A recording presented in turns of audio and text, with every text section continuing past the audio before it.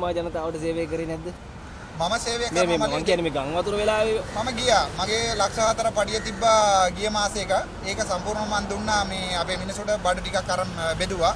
මට එච්චරයි ගන්න පුළුවන්. ඊට අමතරව මට සල්ලි නෑ මගේ නිකම්ම දෙන්න ඕන ඩයස්පෝරා එකෙන් මට අරන් දෙන්න තිබ්බා. හැබැයි මේගොල්ලෝ කිව්වා ඇති වෙන්න ට්‍රිලියන් ගණන් සල්ලි තියෙනවා කියලා.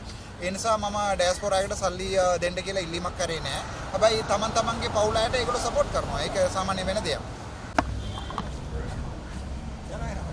ත්‍රිවිල් එක දාගත්තද මොකද? ඔව් මෙතන තිබ්බ එක දාගත්තයි. මල්ලි මෙහෙමයි. ත්‍රිවිල් කියලා මේ වීල් වලට ගන්න එපා.